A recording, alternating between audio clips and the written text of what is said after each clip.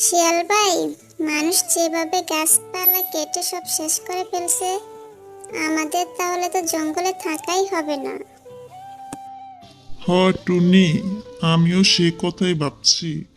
মানুষ যা শুরু করছে, আমাদের তো বেঁচে থাকাই কঠিন হয়ে পড়বে। আমরা যে কি করব মাথায় ধরতাছি না। গাছ কেটে যে শুধুমাত্র আমাদের ক্ষতি হচ্ছে তা কিন্তু না, গাছ কেটে কিন্তু মানুষেরও অনেক ক্ষতি হচ্ছে।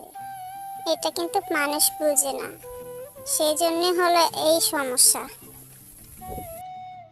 টুনি, এভাবে যদি মানুষ গাছ কাটতে থাকে, তাহলে এই পৃথিবীটা একদিন মরুভূমি হয়ে যাবে।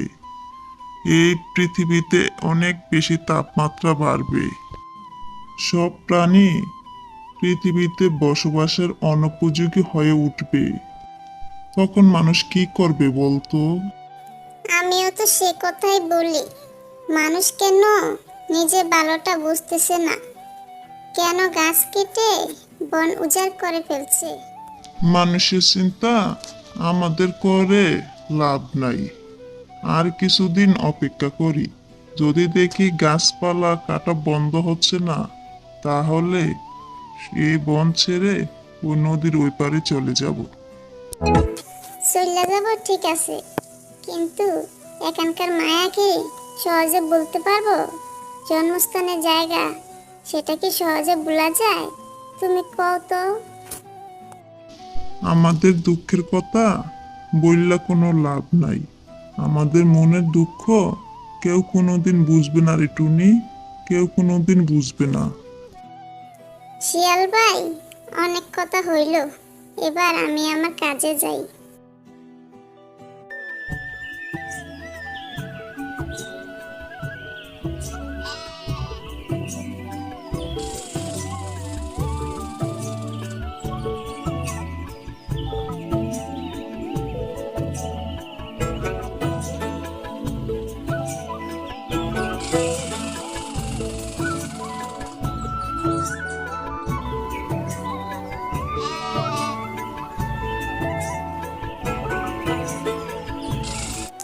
মন্টু ভাই, তোমার কি খবর?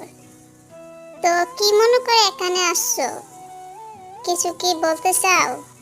কি বলবে বলো।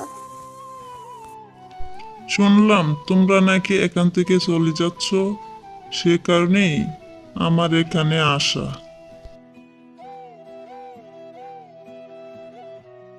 মানুষ যেভাবে গাছ কাটা শুরু করছে, আমাদের তো আর এখানে থাকাই হবে না। আমরা থাকবো কোথায়, খাবো কি? তোমরা আমাদের সাইরা চইলা যাইবা গা? আমাদের জন্য তোমার কোনো খারাপ লাগে না? আমরা তোমাদের ছাড়া কেমনে থাকবো? খারাপ লাগলেও কিছু করার নাই, তোমরাই তো আমাদেরকে নিজে থেকে তাড়িয়ে দিচ্ছ। আমরা তো আর যাচ্ছি না। টুনি, তুমি এখনো বুঝগাছ করো নাই? আমরা সবাই তো যাওয়ার জন্য তৈরি হয়ে গেছি। কবুতর, তোমরা সত্যি সত্যি আমার সাইরা চইলা যাইতাছো? আমার সারা যাইও না। তুমি চইলা গেলে আমার মনে সুখ দুঃখ কথা বলবো কার কাছে কও? মন্টু ভাই, দুঃখ করো না, আমরা তো আর চাইলেও থাকতে পারি না, বুঝো না? আচ্ছা তোমরা কও তো কি করলে তোমরা এখানে থাকতে পারবা, আমার কি বনের গাছপালা বন্ধ করতে হবে কাটা, আমাদের থাকার উপযোগী করে দিতে হবে বন, তাহলে আমরা থাকতে পারবো। ঠিক আছে, আমি তাহলে আজ থেকেই কাজ করি।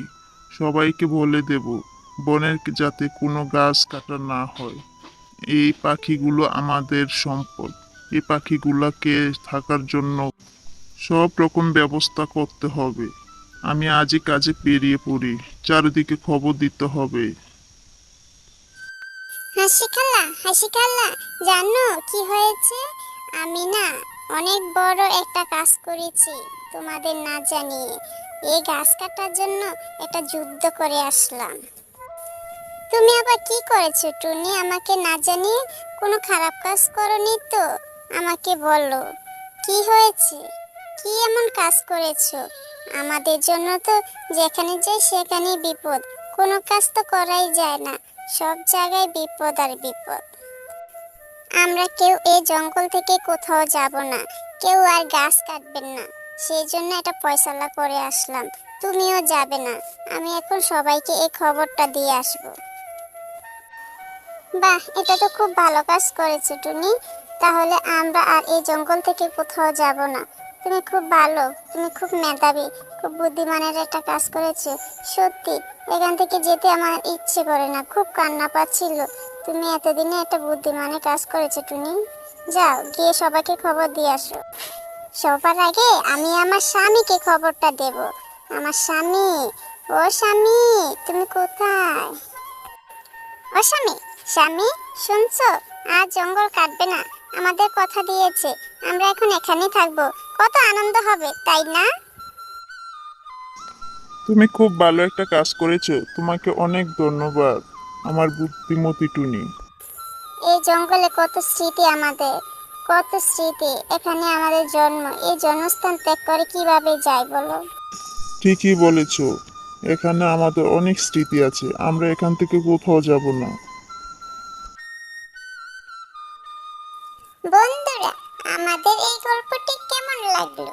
যদি ভালো লেগে থাকে, লাইক, কমেন্ট, সাবস্ক্রাইব করে দাও। আরো নতুন নতুন গল্প পেতে আমাদের সাথেই থাকো।